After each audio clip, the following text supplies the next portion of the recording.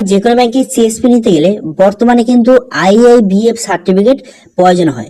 সেই জন্য আজকের ভিডিওতে আপনাদের দেখাবো যে এই আইআইবিএফ সার্টিফিকেটের জন্য কিভাবে আপনি আবেদন করবেন, আবেদন করতে কি কি ডকুমেন্টস লাগবে, এর এলিজিবিলিটি ক্রাইটেরিয়া কি আছে এবং এই সার্টিফিকেট আবেদন করার জন্য আপনার কত টাকা ফি লাগবে, সমস্ত বিস্তারিত আলোচনা করব। সেই জন্য ভিডিওটা প্রথম থেকে শেষ পর্যন্ত অবশ্যই দেখবেন মনোযোগ সহকারে এবং আমাদের চ্যানেলে প্রথমবার ভিজিট করে থাকলে আমাদের চ্যানেলটিকে সাবস্ক্রাইব করে রাখুন এবং পাশে থাকা বেল আইকনটিকে অন করে রাখুন, কারণ আমরা এরকম রিলেটেড নিত্য ভিডিও নিয়ে আসি। তো চলুন আজকে ভিডিওটা শুরু করা যাক। প্রথমত এই অফিসিয়াল চলে আসবেন, এর লিঙ্ক কিন্তু ভিডিও ডেসক্রিপশনে দিয়ে দেবো, সেখান থেকে ডাইরেক্ট চলে আসবেন। এখানে আসার পর এই অফিসিয়াল অফিসটা এর কিন্তু সাবস্ক্রাইব করে রাখবেন, কারণ এখানে এরকম রিলেটেড নিত্য নতুন আপডেট দিতে হয়, সেজন্য সাবস্ক্রাইব করে রাখবেন। এরপরে দেখতে পাচ্ছেন যে বর্তমানে যে কোনো ব্যাংকে সিএসপি নিতে গেলে আইআইবিএফ সার্টিফিকেট কিন্তু প্রয়োজন হয়। সেই জন্য আজকের ভিডিওতে আইআইবিএফ সার্টিফিকেট সম্বন্ধে কিছু গুরুত্বপূর্ণ আপডেট দেবো। তো আজকে যে টপিকগুলি নিয়ে আলোচনা করবো সেগুলি হলো আইআইবিএফ সার্টিফিকেটটা কি, আইআইবিএফ সার্টিফিকেট কি কাজে প্রয়োজন হয়, এই সার্টিফিকেট আবেদন করার জন্য এর এলিজিবিলিটি ক্রাইটেরিয়া কি লাগে, কি কি ডকুমেন্টস লাগবে এবং আইআইবিএফ সার্টিফিকেটের জন্য কিভাবে আবেদন করবেন, আবেদন করার পর কিভাবে এক্সামটা দেবেন, কিভাবে এই সার্টিফিকেট ডাউনলোড করবেন, এই সার্টিফিকেট আবেদন করার জন্য কত টাকা ফি লাগবে। তো প্রথম বলবো যে আইআইবিএফ সার্টিফিকেটটা কি। তো আইআইবিএফ সার্টিফিকেটটা হলো যে কোনো ব্যাংকে সিএসপি নিতে গেলে এই সার্টিফিকেটের প্রয়োজন হয়। আপনাকে একটি এক্সাম দিয়ে এই সার্টিফিকেটটি নিতে হয়। যে কোনো বড় বড় ব্যাংকে সিএসপি নিতে গেলে এই সার্টিফিকেট আপনার অবশ্যই দরকার। এরপরে বলে যে আইআইবিএফ সার্টিফিকেট কি কাজে প্রয়োজন হয়। তো প্রথম বলবো যে এই সার্টিফিকেট মূলত যে কোনো ব্যাংকে সিএসপি নেওয়ার জন্য প্রয়োজন লাগে। এছাড়া কিন্তু যে কোনো যদি আপনি ব্যাংকিং জবের জন্য আপনি অ্যাপ্লাই করেন, সেখানে যদি এই সার্টিফিকেট যদি আপনার থাকে তাহলে কিন্তু আপনি এক্সট্রা কিছু বেনিফিট পেয়ে যাবেন। সেই জন্য কিন্তু এই সার্টিফিকেট আপনার অবশ্যই করে রাখা দরকার, ঠিক আছে। তো এরপরে বলবো যে এই সার্টিফিকেট আবেদন করার জন্য আপনার এলিজিবিলিটি কি দরকার। তো আবেদনকারীর বয়স কিন্তু 18+ হতে হবে, আবেদনকারীকে কম্পিউটার সম্বন্ধে জ্ঞান থাকতে হবে, আবেদনকারীকে ব্যাংকিং সম্বন্ধে ধারণা থাকতে হবে, আবেদনকারীকে আন্ডার গ্রাজুয়েট অথবা পোস্ট গ্রাজুয়েট কিন্তু হতে হবে, ঠিক আছে। এই এলিজিবিলিটি থাকে তাহলে কিন্তু আপনি এই সার্টিফিকেটের জন্য আপনি আবেদন করতে পারবেন। তো ডকুমেন্টস কি কি লাগবে। তো ডকুমেন্ট হিসেবে এখানে আধার কার্ড লাগবে, প্যান কার্ড লাগবে, রেশন কার্ড অথবা ড্রাইভিং লাইসেন্স দিতে পারেন অথবা ভোটার কার্ডও দিতে পারেন। এরপর কিন্তু ব্যাংক পাসবুক লাগবে, ফটো এবং সিগনেচার, এই কয়টি ডকুমেন্টস কিন্তু লাগবে আবেদন করার জন্য। তো এবার কিভাবে আবেদন করবেন। তো কিভাবে আবেদন করবেন এখানে নিচে কিন্তু ডিটেইলস দেওয়া আছে, এখান থেকে দেখে নেবেন। তো আবেদন করার জন্য প্রথমে এখানে অফিসিয়াল ওয়েবসাইট এখানে কিন্তু চলে যেতে হবে, ঠিক আছে। এই অফিসিয়াল ওয়েবসাইট কিন্তু এখানে ক্লিক করবেন, ক্লিক করার সঙ্গে সঙ্গে আপনার সামনে নতুন একটা পেজ ওপেন হয়ে যাবে। তো চলে আসার পর এখানে দেখতে পাচ্ছেন এখানে আইআইবিএফ এর ফুল ফর্ম হচ্ছে Indian Institute of Banking and Finance. তো প্রথম কি করতে এখানে বেসিক ডিটেইলস আপনাকে ফিল আপ করতে হবে। প্রথমে এখানে মিস্টার বা মিসেস সিলেক্ট করে নেবেন, করে নেওয়ার পর তারপরে কি করবেন এখানে ফার্স্ট নেম বসিয়ে দেবেন, তার মিডল নেম এবং লাস্ট নেম কিন্তু বসিয়ে দেবেন, ঠিক আছে। বসিয়ে দেওয়ার পর তারপর কন্ট্যাক্ট দিয়ে বসাতে হবে। প্রথম কি করবেন এখানে অ্যাড্রেস, আপনার কিন্তু অ্যাড্রেস এখানে বসিয়ে দেবেন। আপনার অ্যাড্রেসটা বসিয়ে দেওয়ার পর তারপর ডিস্ট্রিক্ট, সিটি এবং এখান থেকে স্টেটটা কিন্তু সিলেক্ট করে নেবেন। করে নেওয়ার পর এখানে পিনকোড নাম্বারটা কিন্তু বসিয়ে দেবেন। বসিয়ে দেওয়ার পর তারপর এখানে ডেট অফ বার্থটা বসিয়ে দেবেন।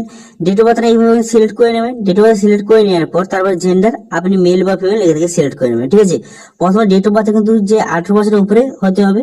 তবে জেন্ডারটা এখানে সিলেক্ট করে নেওয়ার পর তারপরে এখানে কোয়ালিফিকেশন, যদি আপনি আন্ডার গ্রাজুয়েট হয়ে থাকেন অথবা যদি আপনি গ্রাজুয়েট অথবা পোস্ট গ্রাজুয়েট হয়ে থাকেন এখান থেকে সিলেক্ট করে নেবেন।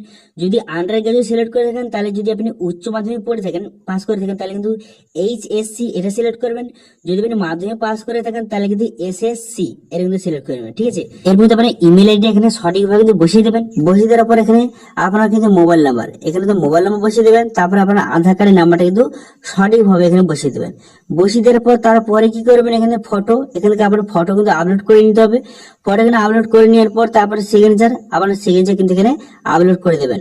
করে দেওয়ার পর এখানে সিলেক্ট ডকুমেন্টস, এর মধ্যে আপনার যেই ডকুমেন্টসটা আছে সেই ডকুমেন্টসটা সিলেক্ট করবেন। করার পর সেই ডকুমেন্টের নাম্বারটা এখানে বসিয়ে দেবেন এবং যেই ডকুমেন্টসটা সিলেক্ট করলেন সেই ডকুমেন্টসটা এখানে আপলোড করে দেবেন, ঠিক আছে। ডকুমেন্টসটা আপলোড করে দেওয়ার সঙ্গে সঙ্গে এবং যে ডকুমেন্টসগুলি আপলোড করবেন এবং ফটো আপলোড করবেন কত কেবির মধ্যে আপলোড করবেন সেটা দেখে লেখা আছে। এখান থেকে আপনি দেখে কিন্তু আপনি ফটো, সিগনেচার এবং ডকুমেন্টসটা কিন্তু আপলোড করে দেবেন সঠিকভাবে, ঠিক আছে।